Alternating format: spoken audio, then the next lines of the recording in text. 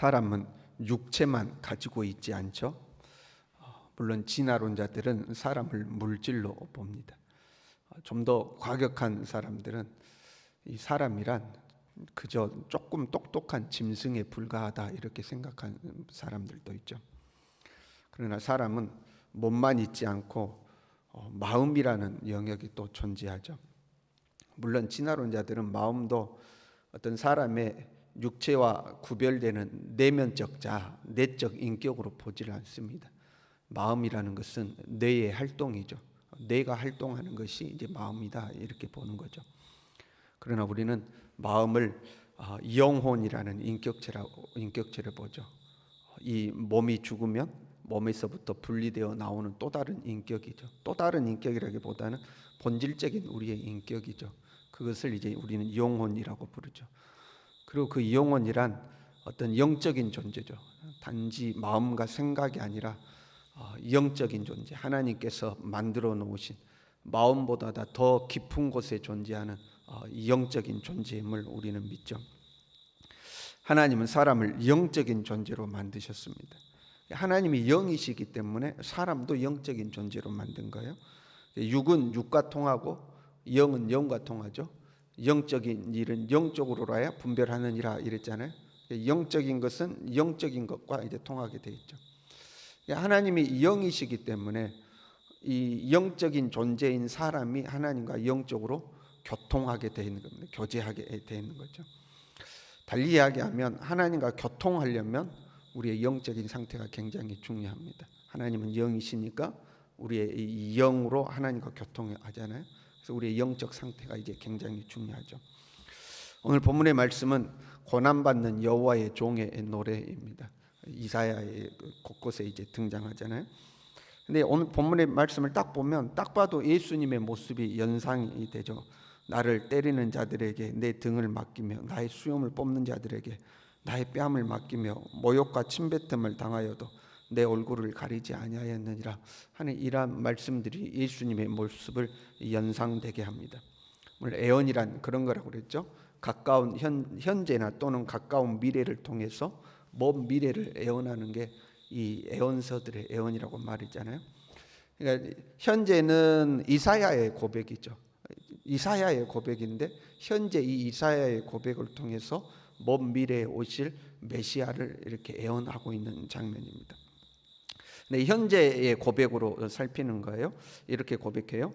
주 여호와께서 학자들의 혀를 내게 주사 이렇게 되어 있습니다. 그래서 학자라는 말은 우리의 뉘앙스로 저 사람 학자야 학자 그러면 공부 많이 해서 배움이 많아서 뭔가를 터득한 사람이라는 그런 뉘앙스를 주는데 학자는 말 그대로 배우는 사람 그런 말입니다. 학자, 배울 학자잖아요. 배우는 사람, 현재 배우고 있는 사람을 말하는 게 이제 학자입니다. 근데 이 배움이라는 것은 단순히 지식만 배우는 경우가 있어요. 지금 이제 온라인 시대잖아요. 그래서 온라인을 통해서 어떤 인터넷 강의를 듣고 뭔가를 배운다고 생각해 봐요.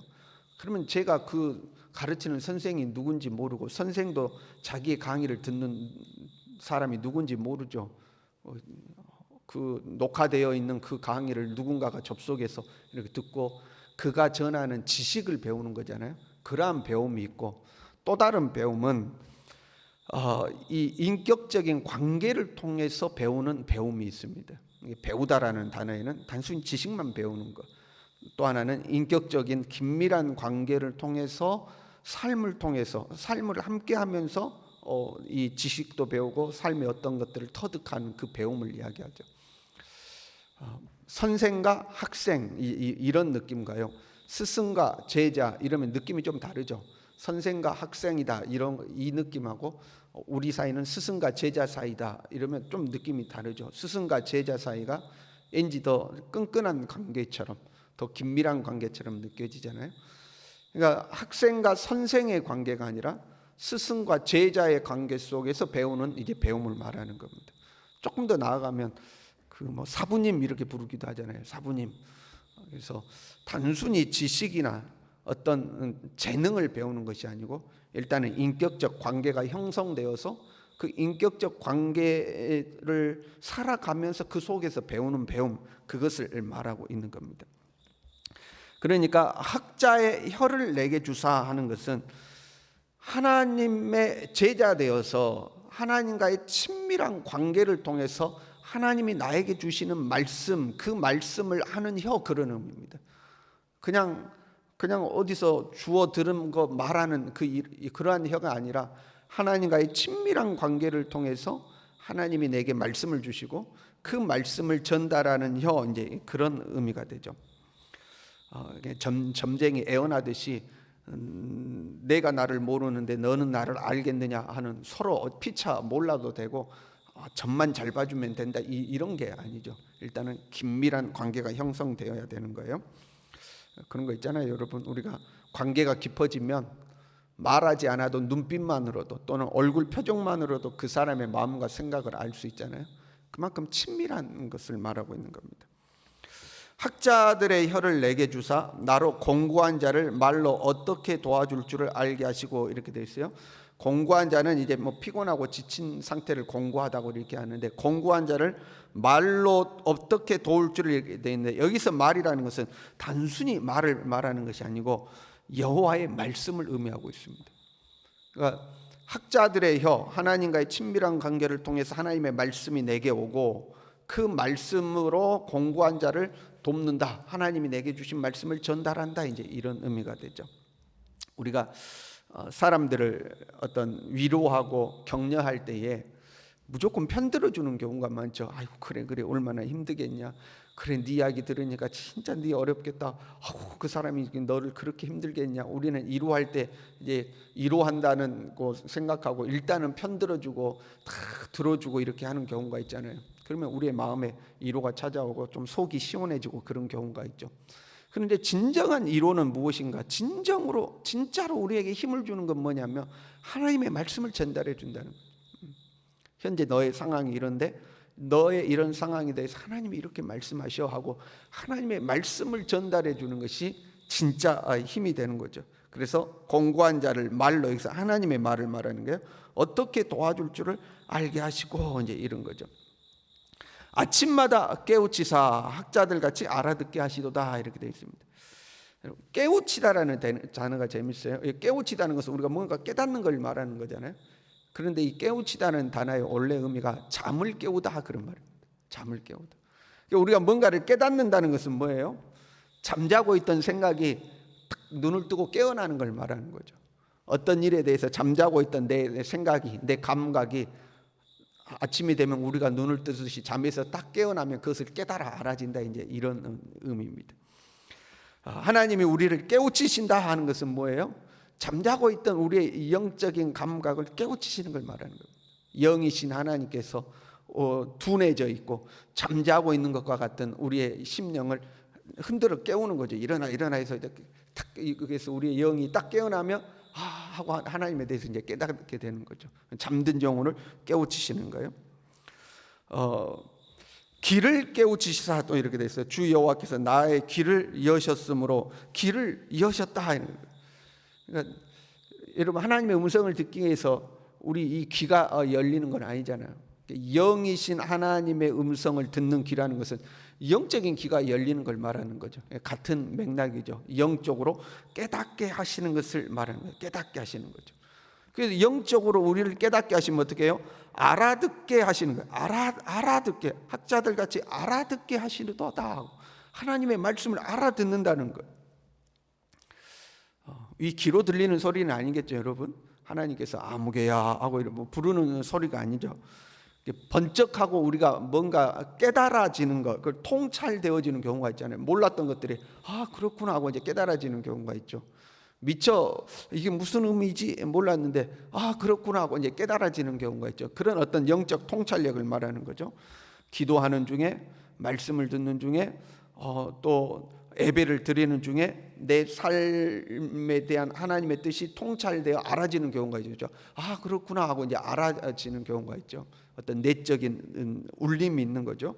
잠들어 있는 내 영혼을 흔들어 깨워서 그렇구나 하고 이제 알아지는 경우가 있죠. 근데 꼭 하나님의 가르치심이 그런 어떤 내적 통찰력으로 오는 경우만 있는 건 아니죠. 한편으로는 하나님께서 우리에게 말씀하실 때에 삶을 통해서, 환경을 통해서 사건을 통해서 우리에게 말씀하시죠. 그러니까 내 주변에 일어나는 사건이, 어떤 내 주변에 형성되어 있는 나의 삶의 환경이 왜 그러는지 이유를 모르고 있다가 어느 순간에 깨달아지는 경우가 있죠. 알아듣게 하시는 거죠. 아, 이래서 하나님께서 내 삶을 이렇게 이끌고 계시구나 하고 알아들어지는 거죠. 깨달아지는 거죠. 하나님께서 우리를 그렇게 깨우치신다는 거죠. 경건의 삶을 통해서 순간적으로 깨달아지는 경우도 있고, 우리의 삶을 살아가면서 내 삶은 왜 이러지라고 의문을 가지고 있었는데 내 삶의 환경을 보고 하나님의 뜻을 깨닫도록 알아듣게 하시는 거죠. 하나님께서 우리로 하여금 알아듣게 하시는다 하는 거죠. 알아듣게 하신다는 거죠. 근데 그렇게 우리를 알아듣게 하시는데 어떻게 해요? 아침마다 깨우치시되, 나를 아침마다 깨우치신다는 거예요. 여러분, 아침마다 깨우치신다는 것은 날마다 나를 새롭게 하신다는 걸 말해요. 어제 아침에 나를 깨웠으니까 오늘 아침에는 안 깨우신다 이게 아니고, 어제 아침은 어제 아침대로 나를 깨우치시고 오늘 아침은 오늘 아침대로 나를 깨우치시는 거예요. 마치 이스라엘이 광야에 살 때 만나를 매일 아침 내리시듯이 어제의 만나로 오늘을 살 수 없는 거잖아요. 매일 아침 만나를 새로 거둬야 했던 것처럼 날마다 하나님께서 우리를 깨우치시고 가르치신다 하는 거죠. 여러분, 우리가 날마다 새로워져야 돼요. 날마다 우리를 깨우치신 하나님의 은혜가 있는 거죠. 날마다 나를 깨우치신 하나님의 은혜. 이렇게 매일처럼 나를 깨우치시는, 나를 가르치시고 깨우치시는 하나님의 은혜를 입기 위해서는 우리가 영적으로 깨어 있어야 하는 거죠. 영이신 하나님이 영으로 우리에게 말씀하시니까, 영이신 하나님과는 영으로 교통하게 되어 있으니까 우리의 영적인 상태가 하나님 앞에 깨어 있는 상태가 되어야 되죠. 그래야 날마다 우리를 깨우치시고 날마다 나로 하여금 알아듣게 하시고 나에게 학자의 혀를 주셔서 하나님의 말씀을 전하게 하시는 이 하나님의 음성을 우리가 알아듣게 되는 거죠. 매일 아침 여러분 깨어 있기를 바랍니다. 날마다 깨어 있는 거죠. 그렇게 깨어서 귀가 열려서 하나님의 음성을 듣는 사람은요, 순종하는 사람이 됩니다. 내가 거역하지도 아니하며 뒤로 물러가지도 아니하며, 하나님이 나를 깨우치시면 뒤로 물러서지 않는 겁니다. 거역하지 않는 겁니다. 하나님이 나를 가르치시는 대로 순종의 삶을 살게 돼 있죠. 저와 여러분이 영적으로 깨어 있는 사람, 날마다 하나님의 깨우치심을 받는 사람, 그리고 하나님이 나를 가르치실 때에 순종하는 사람으로 살아갈 수 있기를 바랍니다. 기도하겠습니다.